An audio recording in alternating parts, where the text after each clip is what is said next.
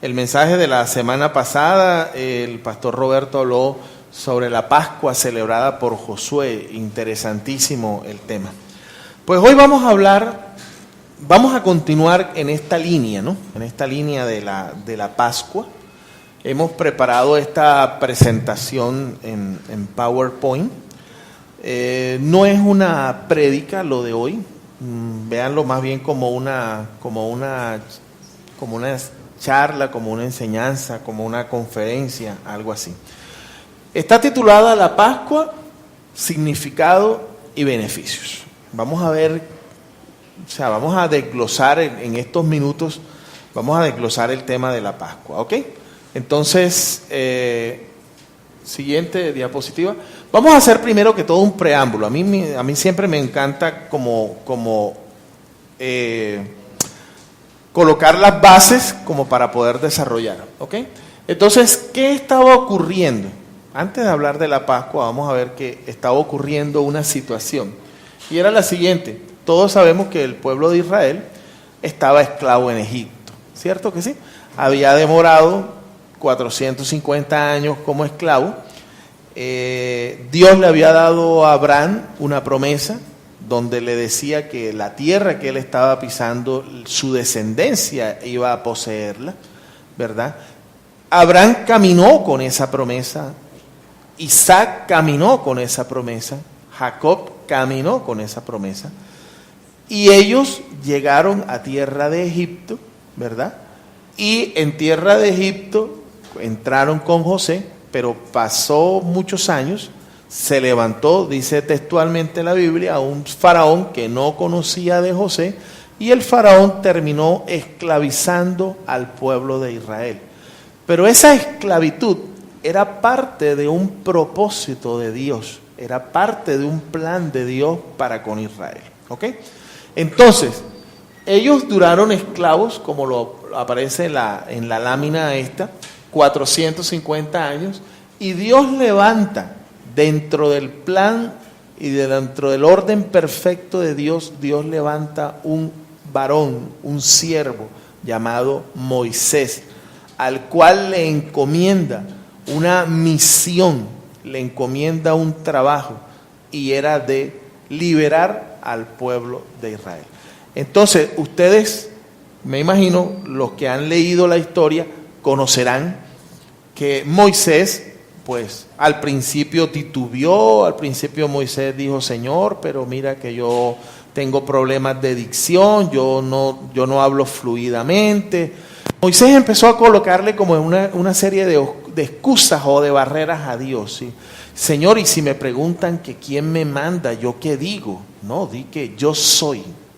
Yo soy es el que está contigo. Okay. Bueno, después de que Moisés venció todas esas barreras naturales y normales, entonces es cuando Moisés se presenta delante de Faraón y le dice, deja ir a mi pueblo, el Señor manda que deja ir a mi pueblo a celebrar fiesta,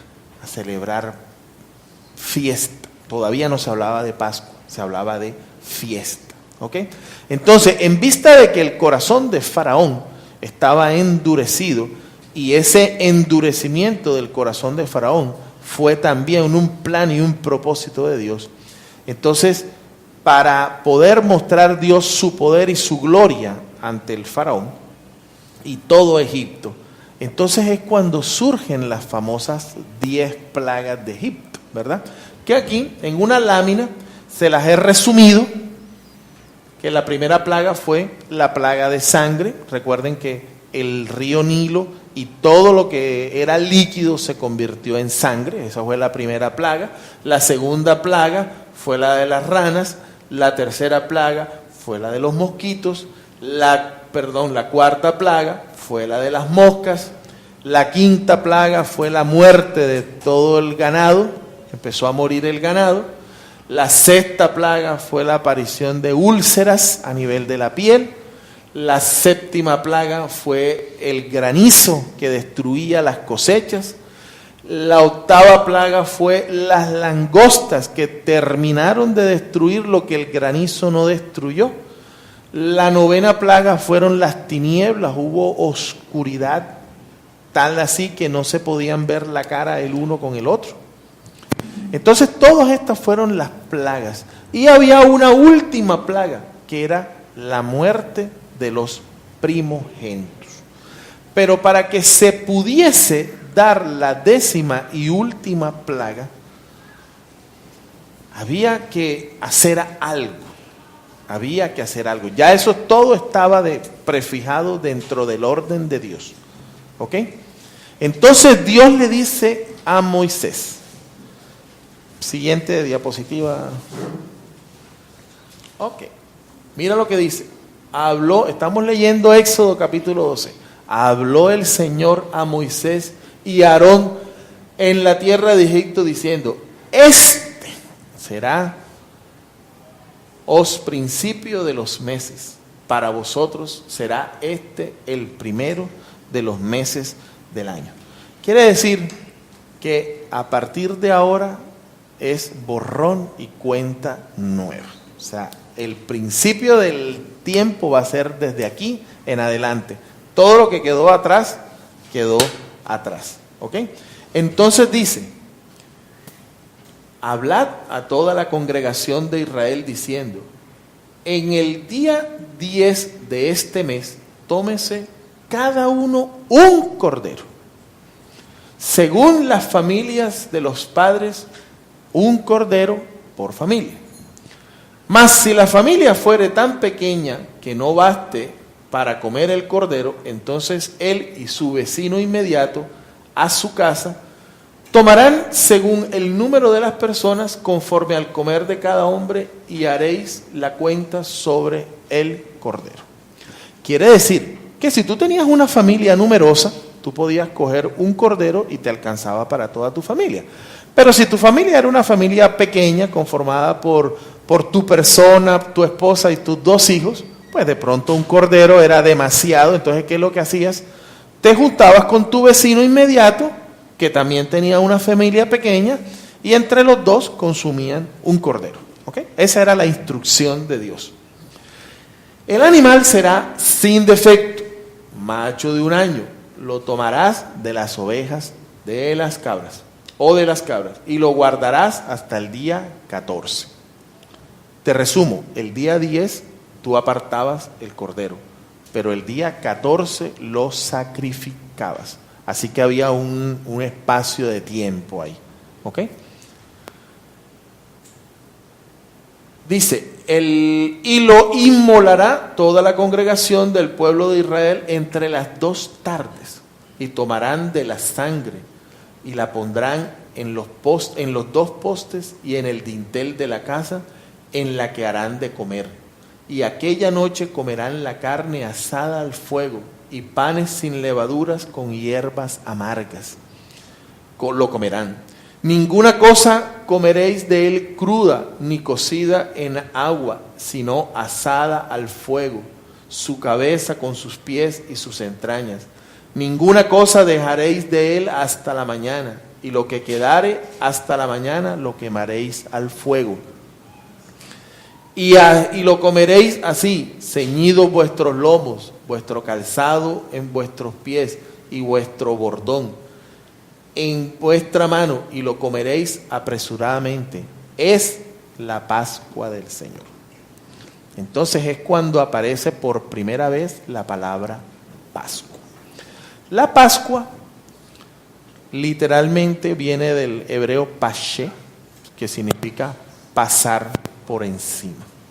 Pero hoy vamos a ver esto, porque dentro de esa lectura que está ahí hay una cantidad de simbología, ahí hay una cantidad de sombras que las vamos a desglosar el día de hoy. Y vamos a entender de pronto un poco mejor el concepto de lo que es la Pascua. Pues bien, el cordero, como dice ¿ven la figurita número 1, la que aparece de este lado? Okay. El cordero tenía que ser un cordero macho de 1 año y sin defecto. Pues yo traté de buscar algo que fuese lo que más se asemejara para tener una idea, y más o menos encontré este. Así tenía que ser el cordero, macho sin defecto. ¿Ok? no podía tener, no le podía faltar un ojo, no podía faltar una pierna, no, una patica quebrada, no podía estar enfermo, o sea, tenía que ser el mejor de tu rebaño. Esa era la condición. Pero aún así, tú cogías y lo sacrificabas el día 14 y tenías que quemarlo al fuego. No podías ni cocinarlo en agua, ni lo podías descuartizar, es la palabra. Entonces mira esta fotico que está aquí, la segunda. ¿Ves un cordero asándose? Para mí fue tan diciente esta foto porque ves la posición en la que está el corderito.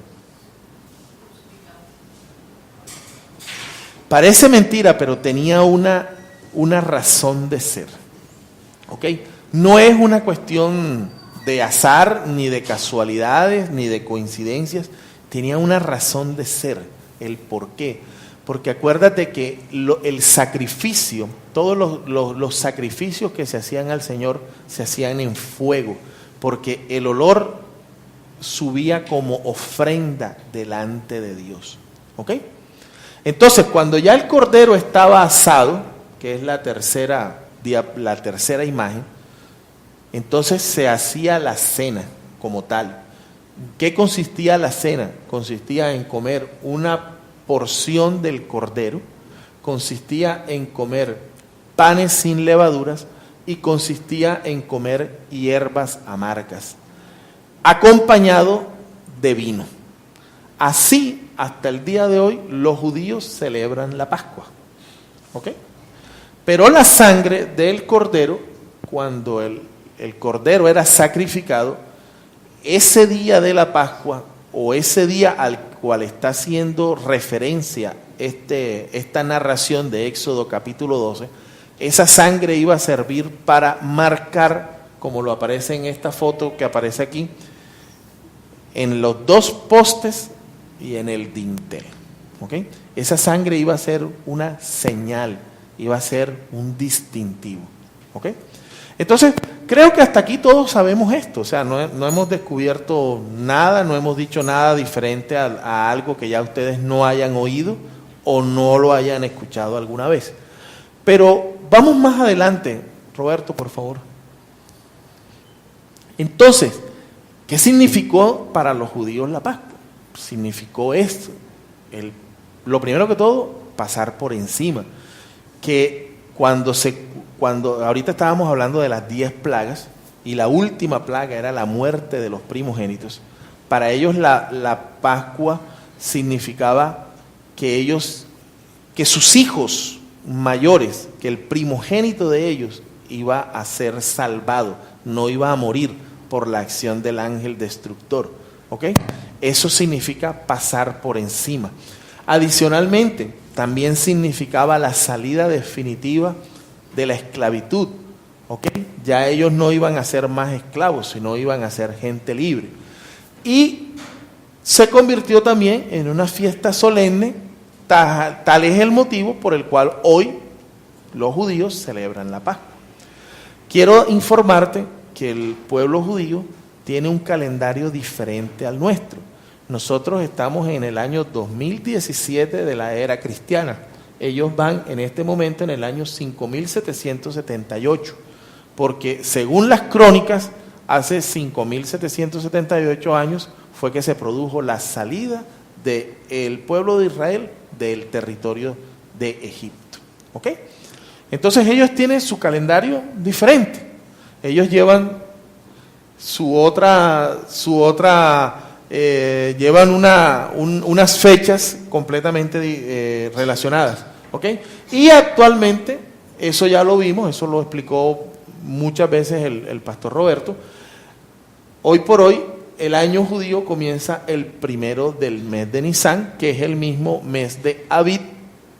Nisan o Abid es el mismo, y para nosotros, más o menos en nuestro calendario, correspondería aproximadamente al mes de abril. ¿Ok? Correspondería aproximadamente al mes de abril. Entonces, siguiente diapositiva. Pero todo lo que hemos dicho hasta este momento es letra. es información, es conocimiento, pero no es revelación. A nosotros lo que nos interesa de la Pascua es conocer la revelación, es ver que esa simbología, eso en qué se tradujo para nosotros y en qué beneficios puede traer para nosotros. ¿Ok? Entonces, encontramos que el apóstol San Pablo, en su carta a los Corintios, su primera carta a los Corintios, San Pablo le dice a los corintios: límpiense o limpiaos de esa vieja levadura para que puedan ser una masa nueva. ¿Ok? Porque nuestra Pascua, que es Cristo, fíjate tú, que ya el Pablo es más directo. Pablo dice que es que ya la Pascua no es comer hierbas amargas con cordero, con pan sin levadura. No, nuestra Pascua es Cristo.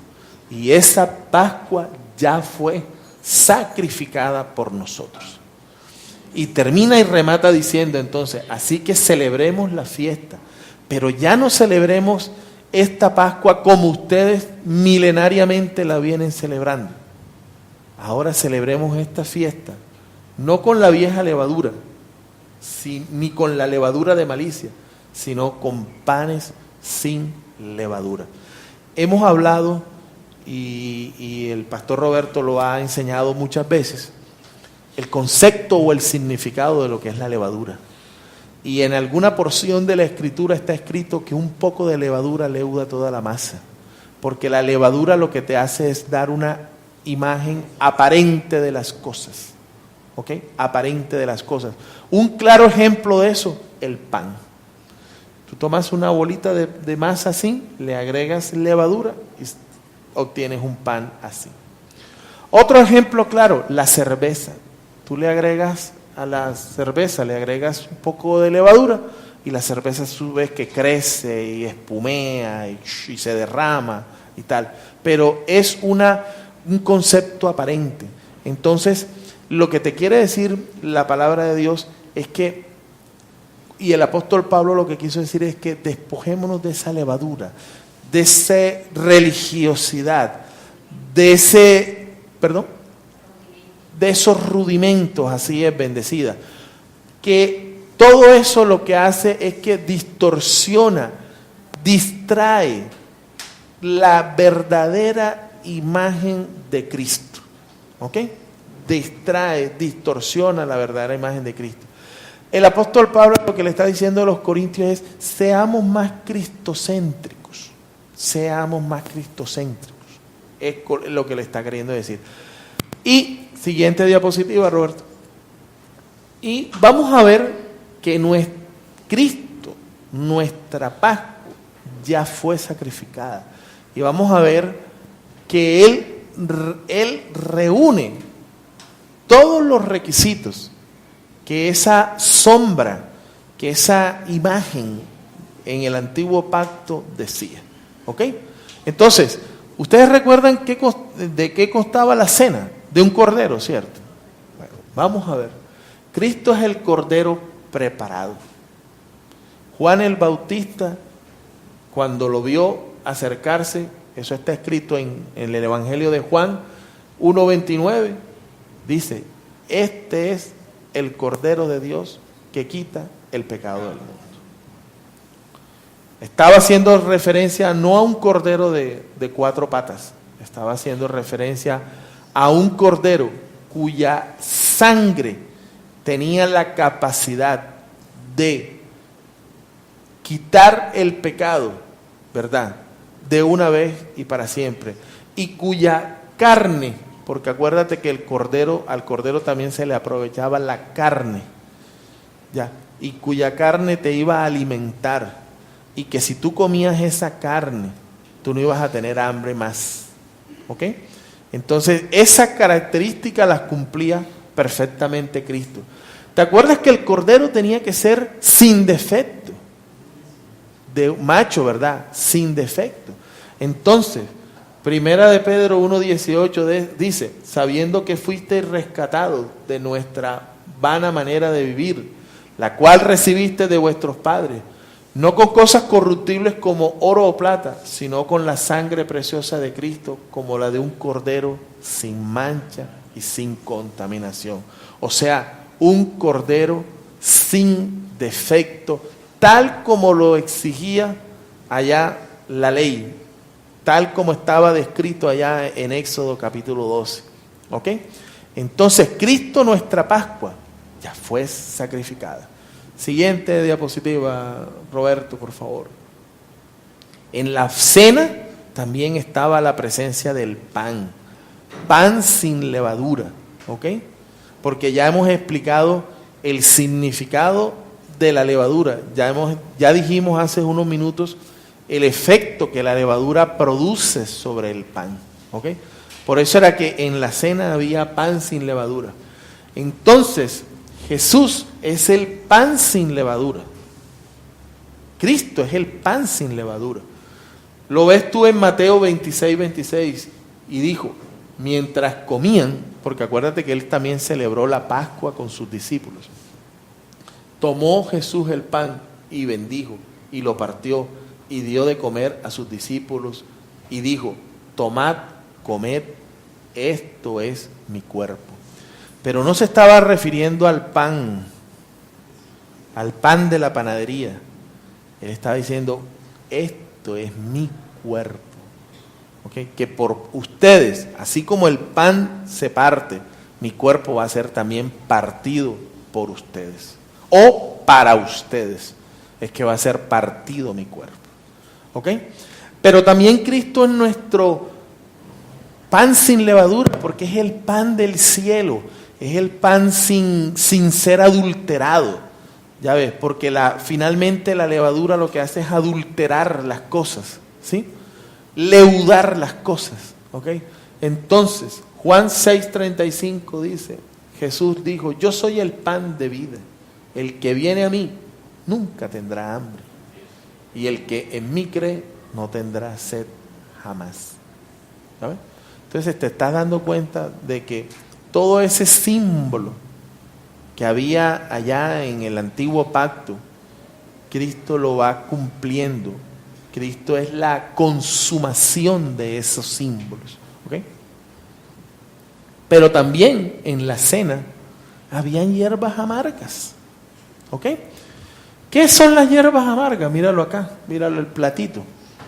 Me puse a averiguar y lo que llaman las hierbas amargas en realidad es una especie de ensalada que consta de apio, consta de lechuga, consta de berro, alcachofa, menta. Y el tema o la connotación de amarga no hace referencia a sabor, a que sean amargas al paladar, sino lo que estaban haciendo referencia era a los padecimientos o al padecimiento que el Cordero iba a experimentar para que tú o toda la humanidad pudiera experimentar la redención. Entonces, Isaías en el capítulo 53, verso 3, lo define completamente. Dice, despreciado y desechado entre los hombres, varón de dolores, experimentado en quebranto, y como que escondimos de él el rostro, fue menospreciado y no lo estimamos. ¿Ok? Entonces, si te das cuenta, toda la Pascua, todas las figuras que aparecen en la Pascua están resumidas o están contenidas en la persona de Cristo. ¿Ok? También hacía parte de la Pascua el vino, que el vino era su sangre o tipificó su sangre derramada. ¿Ok? Siguiente, Robert. Pero entonces ya sabemos qué tenía la Pascua, ya sabemos que la Pascua viene de los judíos, ya sabemos que la Pascua tenía cordero, pan sin levadura, hierbas amargas. Ya también sabemos que Cristo representa esas 3 o 4 cosas que habían. Pero eso finalmente a mí, ¿para qué me sirve? como dicen algunos por ahí, ¿y yo cómo voy ahí? ¿Y yo cómo voy ahí? Eso a mí, sí, chévere la información, chévere el conocimiento, pero eso a mí, ¿de qué me sirve? ¿Ok? Entonces, uno de los mayores beneficios que finalmente trajo la Pascua fue la sangre. Fue la sangre. ¿Tú te acuerdas que la sangre fue colocada en los postes y en el dintel? ¿Sí? y que esa sangre en ese momento sirvió como una señal para que el destructor pasara por encima. Pero Cristo, que es nuestra Pascua, que virtió su sangre, esa sangre en nosotros trajo unos beneficios incalculables, unos beneficios que no se pueden muchas veces contabilizar, ¿ok? Pero fueron unos enormes beneficios. Uno de ellos fue, perdón, que hubo una sangre, tú recuerdas ya en los últimos, prácticamente en los 2 últimos o 3 últimos días de la vida física de Jesús en la tierra, lo que se conoce como la pasión. Él está en el huerto de los olivos, o también llamado Getsemaní. ¿Ok? Entonces, ahí hubo una sangre que fue derramada en ese lugar. ¿Ok? ¿Dónde encontramos esto? Perdón, lo encontramos resumido aquí en Lucas 22:44. Dice, y estando en agonía, oraba más intensamente, y era su sudor como grandes gotas de sangre que caían hasta la tierra. Eso médicamente se llama hematohidrosis. Hematohidrosis.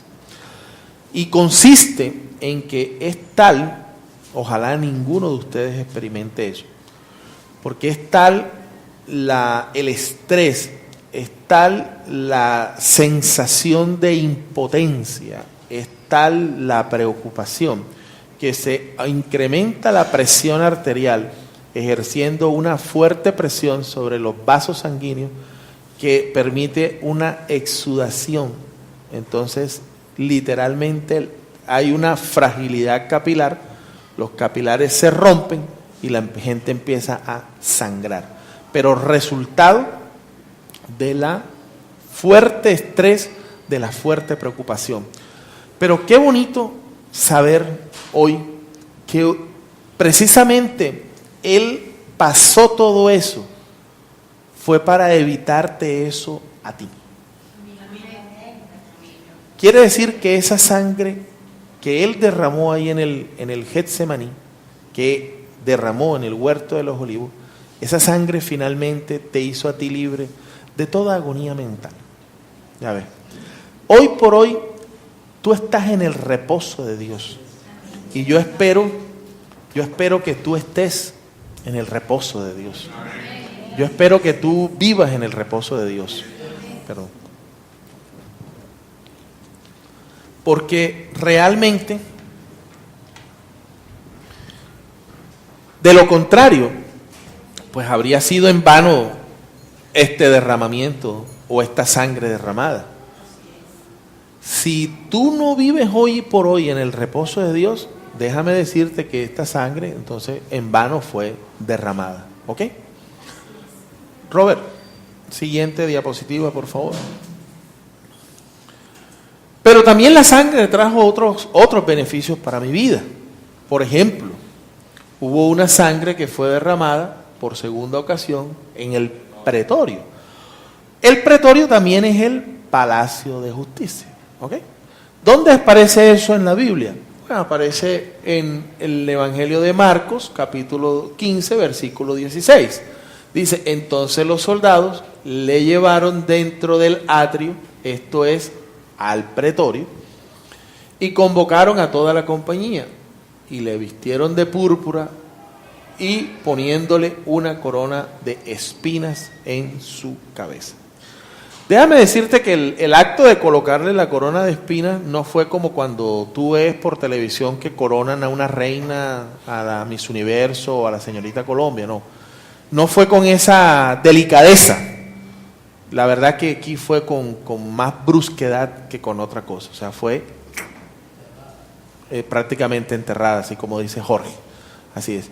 Entonces, eso lo que ocasionó fue que esas espinas produjeran aquí a nivel de la sien, lastimaran, rompieran la piel y empezara a verterse la sangre. ¿Ok? Pero eso trajo un beneficio para nosotros. Y yo nunca me cansaré de decir que esta sangre limpió nuestras conciencias. Y que gracias a esa sangre, hoy nosotros tenemos la mente de Cristo. ¿Sí ves? Tú tienes la mente de Cristo. Tú tienes la mente de Cristo bendecido. ¿Ok? Y hubo una tercera ocasión, ahí mismo en el pretorio, en que la sangre también fue derramada. Y como todo, también trajo una consecuencia, también trajo un beneficio. ¿Ok? ¿Dónde lo encontramos? Marcos 15, 18. Comenzaron luego a saludarle, salve, rey de los judíos, y le golpeaban la cabeza con una caña. Y le escupían y puestos de rodillas le hacían reverencia, o sea, se burlaban de él. El rey, el rey, el rey. Pero eso era una burla, ¿ok? Mira lo que dice Isaías. Ya Isaías había profetizado ese momento. Ese preciso momento lo había profetizado. Aquí en Isaías 53, 5, cuando dice, mas él fue herido por nuestras rebeliones. ¿Ok? Molido por nuestros pecados. El castigo de nuestra paz fue sobre él, y por su llaga nosotros fuimos curados. Pero mira que aparece resaltada la palabra rebeliones, porque precisamente esta tercera sangre a ti te hizo libre de rebeliones, de depresiones, de obsesiones, de todo pensamiento contrario al pensamiento y al plan perfecto de Dios y a la obra preparada de Dios para tu vida. ¿Ok? Si tú supieras la cantidad de gente que gasta dinero en medicamentos psiquiátricos para poder dormir. ¿Tú te acuerdas de Michael Jackson? Bueno, Michael Jackson, para poder dormir tenían que aplicarle un medicamento. Y la sobredosis de ese medicamento fue lo que produjo su muerte. Entonces, ¿cuántas personas en este momento en el mundo hay que para poder dormir tienen que consumir un medicamento? Que para poder estar medio tranquilas tienen que consumir un medicamento. Y a ti eso te fue dado gratis. Por una sangre. Tú no pusiste un centavo para obtener ese beneficio. Tú no pusiste, es más, tú no tuviste que hacer nada para poder recibir ese beneficio. ¿Ok? Siguiente diapositiva. Pero también hubo una sangre que también fue derramada en el pretorio, ¿verdad? Una sangre que fue cuando, y aparece registrada en Marcos capítulo 15, verso 15. Dice, y Pilato, queriendo satisfacer al pueblo, le soltó a Barrabás y entregó a Jesús después de azotarle para que fuese crucificado. Los romanos tenían por costumbre, ellos se inventaron un castigo que se llamaba 40 azotes menos 1. En realidad, el látigo romano era salían 3 cadenitas y en esas cadenitas terminaban con unos ganchos, imagínate tú tipo como de los anzuelos del pez, de tal manera que cuando al individuo lo azotaban y el verdugo jalaba el azote, normalmente se traía fragmentos de piel y demás. Muy pocas eran las personas que soportaban un castigo de esta naturaleza. Habían personas que morían incluso en este proceso, ¿ya?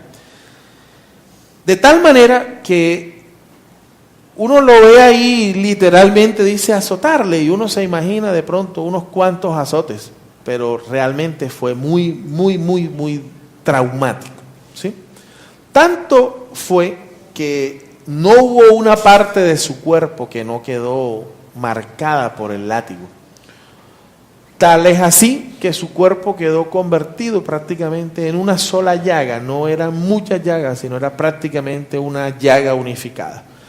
También el mismo profeta Isaías se anticipó a ese momento. Y ahí mismo en el versículo que lo acabamos de leer anteriormente, vemos que él dice, mas él fue herido por nuestras rebeliones, molido por nuestros pecados, el castigo de nuestra paz fue sobre él y por su llaga nosotros fuimos curados. De tal manera que esta cuarta sangre nos dio a nosotros una salud completa, bendecidos. Nos dio una salud física, nos dio una salud mental, nos dio una salud espiritual. Yo quiero decirte que tú estás sano. Tú me dirás, ay, pero si es que a mí el médico me acabó de diagnosticar diabetes. Tú estás sano, bendecido. Con esto no estoy diciendo de que el médico está equivocado. No, quiero ser enfático en algo. Quiero ser claro en decir algo. Siga las indicaciones de su médico al pie de la letra. Pero recuerde que así como hay un médico terrenal que utiliza una bata blanca, tú tienes un médico celestial que es el que ya produjo tu completa sanidad total y divina. ¿Ok?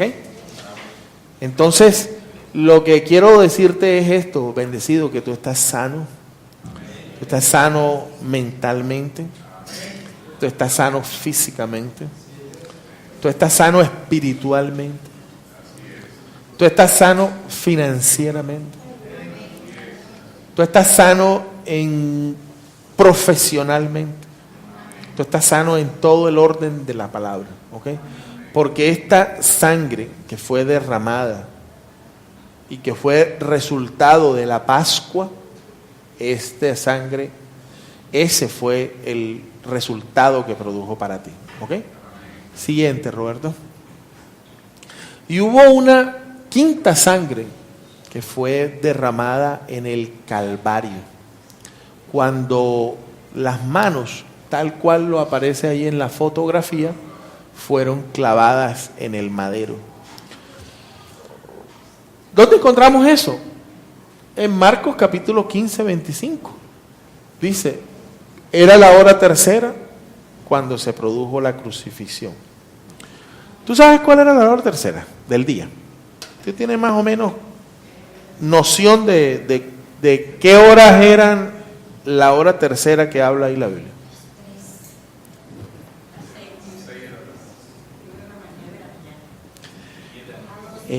Estaba el sol en pleno apogeo. Como dice un compañero de allá de la oficina, dice, estaba el mono guapo,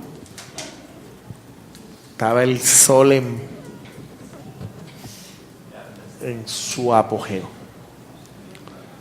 Ya ves, la hora tercera.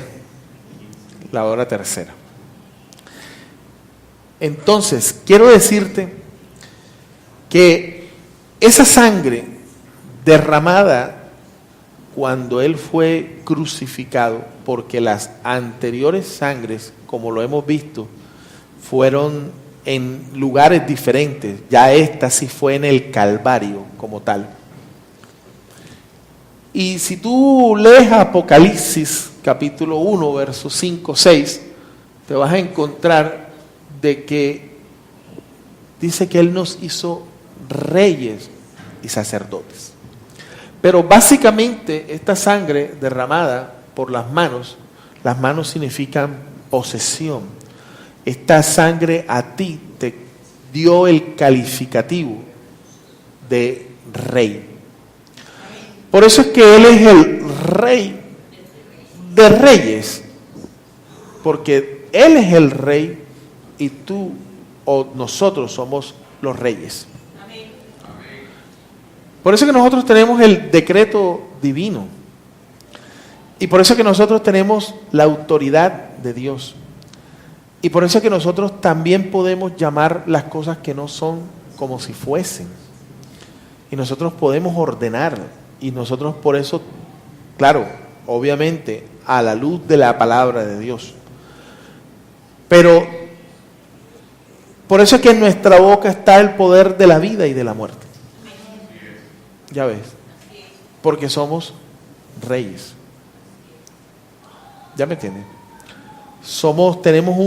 Y la palabra dice que somos linaje escogido, que somos real sacerdocio.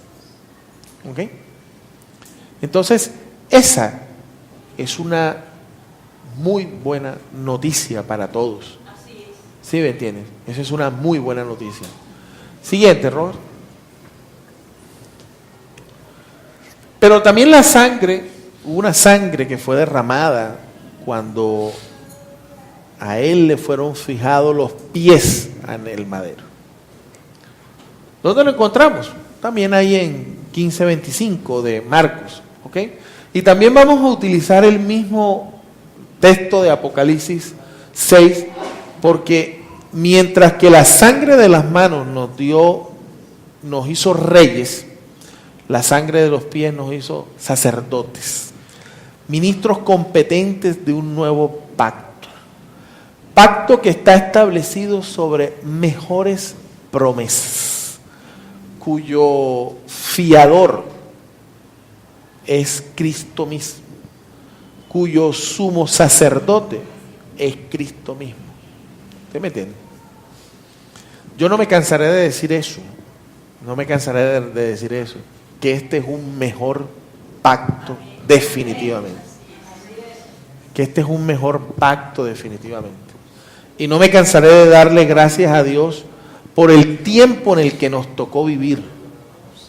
Yo les he hecho un cuento viviendo en esta época. Tremendo. Cualquier mínimo error, cualquier mínima equivocación era pagada con la vida. ¿Ya me entienden? Pero en esta dispensación Dios nos ha regalado su gracia en forma abundante. ¿Ya me entienden? Abundantemente. ¿Ok? Entonces, esto es para que nosotros siempre lo tengamos presente y para que nosotros siempre lo guardemos en nuestro corazón y para que esto siempre lo repitamos a diario y además de eso se lo compartamos a otras personas. Cada vez que usted le comenta a cualquier persona que se congrega en otra parte, que pertenecen a otras corrientes ideológicas de origen cristiano, pero que usted le habla de los beneficios de la sangre, vea, la reacción es casi que única. Todo el mundo abre los ojos así, vean. Los ojos parecen los de los Simpsons, así, bien abiertos, porque impresiona. Oye, ¿tú cómo dices eso? Y, ven acá, espérate, explícame mejor eso. Porque eso es... No, explícame, espérate un momentico, me lo habla más despacito. ¿Ok? Roberto, siguiente, por favor. Y la sangre también trajo un beneficio adicional. Hubo una séptima y última sangre que fue derramada también en el Calvario. Pero a diferencia de las 6 anteriores, en las que él estaba vivo, esta séptima él estaba muerto. ¿Ok? Ya había muerto físicamente. Lo encontramos en Juan 19:34. Pero uno de los soldados le abrió el costado con una lanza y al instante salió sangre y agua.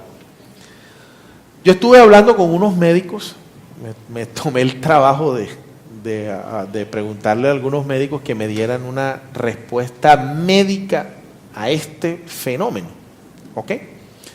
Y hay un médico que es cristiano, que conoce muy bien el tema. Él fue el que mejor, su respuesta fue la que más me gustó. Él me dijo, si Jesús hubiera muerto hoy y le hubiéramos hecho una necropsia o autopsia, como se le hacen a los cadáveres, hubiéramos encontrado que él no hubiera muerto tanto por desangre como él murió por un paro cardiorrespiratorio, ¿ok? Resultado de todo lo que hemos venido contando, ¿verdad? Produjo lo que se llama un neumotórax, o sea, una acumulación de aire en el espacio de los pulmones que no los deja, sabes que el pulmón es un tejido esponjoso, entonces no lo deja expandirse, por lo que produce el ahogo o la asfixia, ¿ok? Pero también hubo una hemorragia interna que se conoce como hemotórax, y cuando el centurión puya, lo que hace es que esa sangre que estaba ahí fue la que salió, ¿ok? Acompañado de, ahí dice agua, pero casi que se atreven a decir las personas que saben más de esto, que más que agua era linfa, era líquido linfático, tejido linfático, ¿ok? Pero más allá de la explicación médica está el significado espiritual de esta sangre, porque si bien esto se compara, este evento se compara con un evento ocurrido en el antiguo pacto, y es que el costado de Adán, Dios lo hirió, y de ese costado hizo Dios a la mujer y se la entregó a Adán. Y Adán le dijo, ciertamente tú eres ahora carne de mi carne y hueso de mi hueso. Por eso tu nombre será llamada varona, porque del varón fuiste tomado. Pues bien, el postrer Adán, que es Cristo, cuando su costado fue herido, en ese preciso momento nació la iglesia.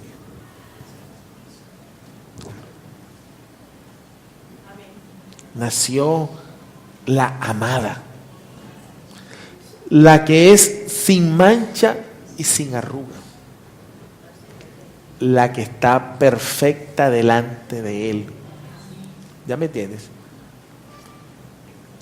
Yo me atrevo a decir lo que dijo Adán. Yo me atrevo a decirlo, que nosotros también somos carne de su carne y hueso de su hueso. ¿Sí ves? Nosotros somos carne de su carne y hueso de su hueso. Tenemos la misma naturaleza. Él y nosotros somos uno.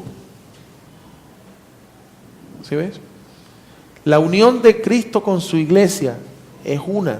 Cristo es la cabeza y nosotros somos su cuerpo. Y así como el hombre y la mujer cuando se casan se convierten en una sola carne, así Cristo y su iglesia son una sola carne. Están unidos por un mismo espíritu. ¿Ok? Entonces nosotros y Cristo uno somos. Y esto lo produjo la sangre. La sangre, aquella sangre que fue derramada, aquella sangre que fue predestinada allá en la Pascua, allá con Moisés en Éxodo capítulo 12, pero que finalmente se materializó y finalmente se cristalizó en el Calvario. ¿Ok? Entonces, bendecidos y bendecidas, la sangre trajo muchos beneficios. Muchos beneficios. Estos son apenas 7. Pero hay muchos más. Muchísimos más. Y nos demoraríamos cualquier cantidad de tiempo tratando de discernir la mayoría, porque sería casi muy difícil hablar de todos. Pero yo lo que te quiero decir hoy, bendecido, y es mi deseo que tú te lo lleves para tu casa, es que tú siempre te acuerdes de la sangre. La sangre es clave. La sangre es clave. Mira, yo cuando entendí esto, y le doy gracias a Dios de haberlo entendido, perdónenme la expresión, pero yo entré en una frescura y en un relax total. ¿Ya me entienden?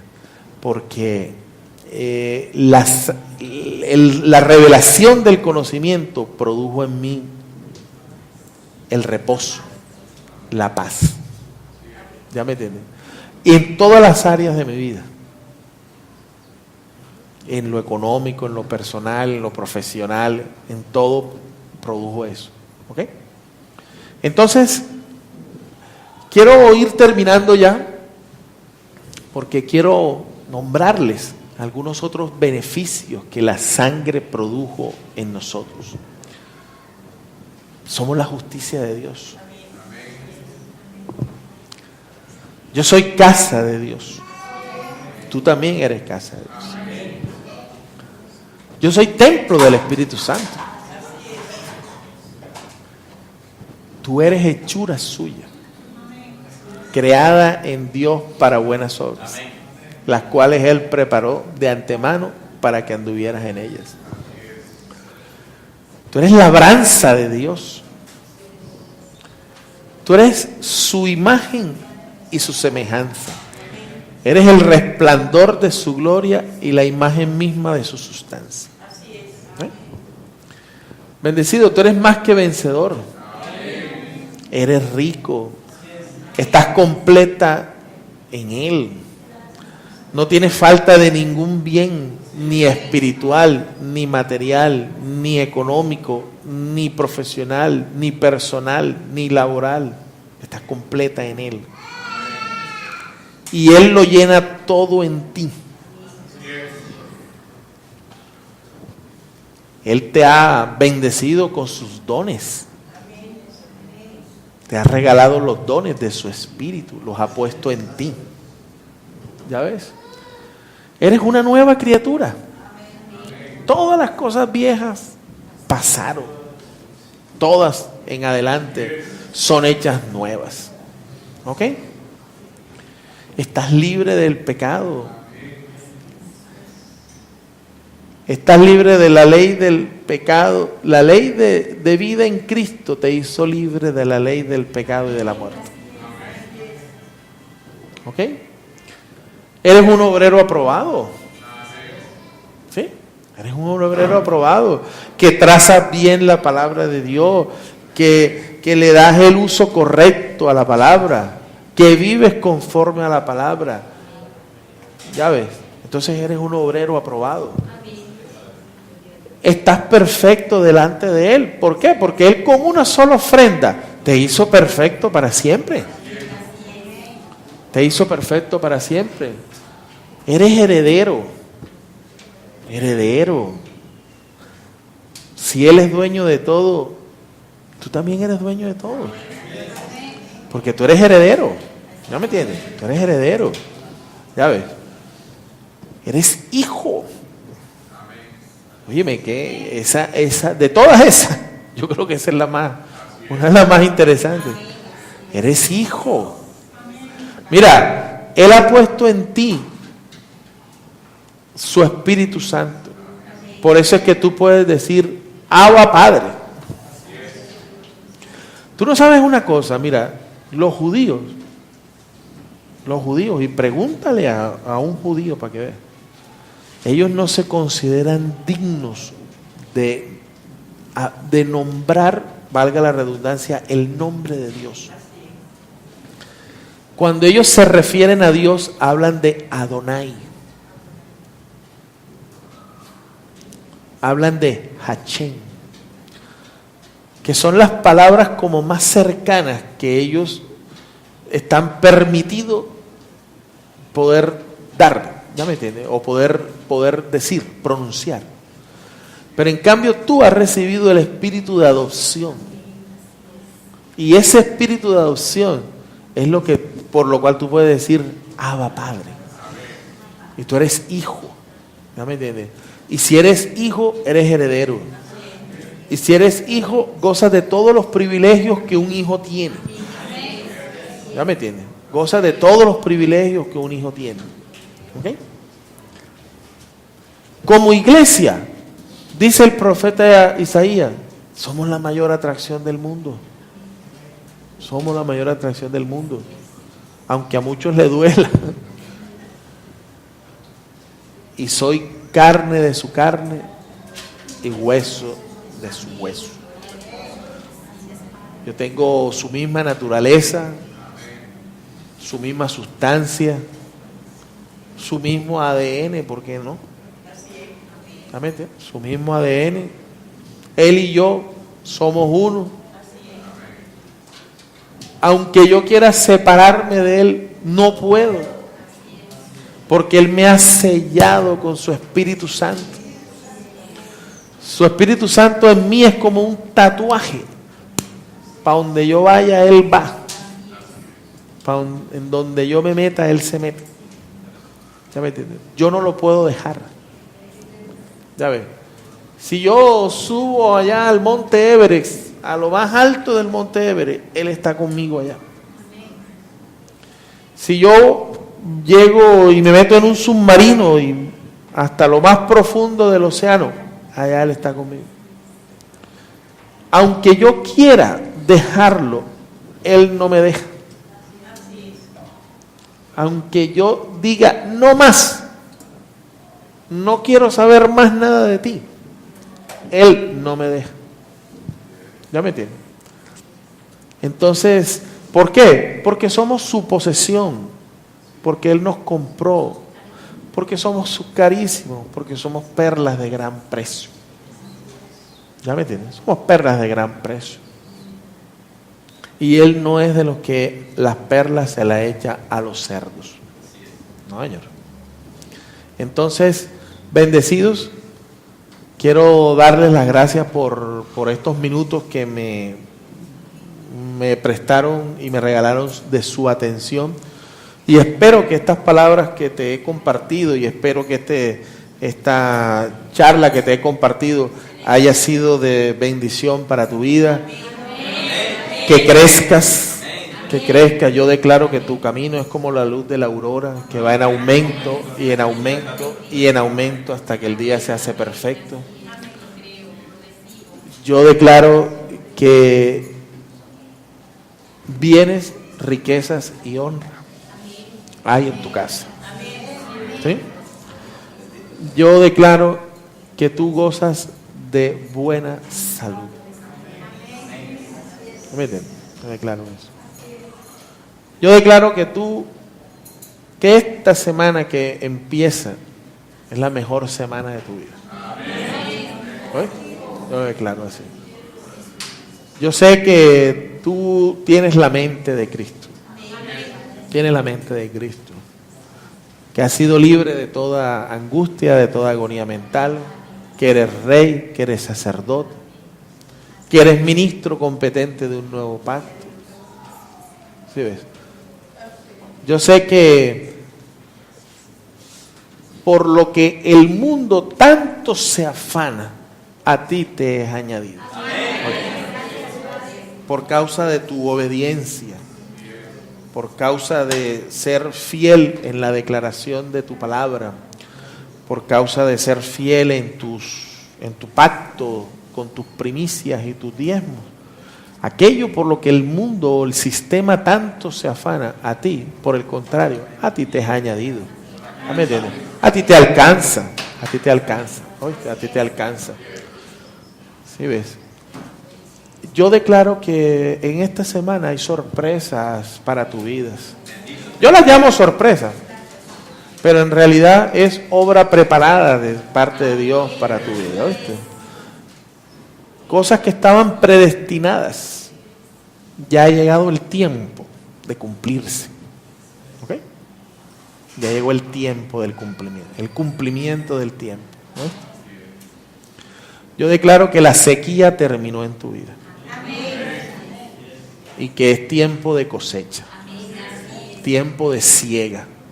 ¿Oíste? Es tiempo de siega en tu vida. ¿Oíste? Entonces, te bendigo con toda bendición espiritual. ¿Oíste? Te declaro, o mejor dicho, declaro lo que ya tú eres, más que vencedor. Gracias, bendecido.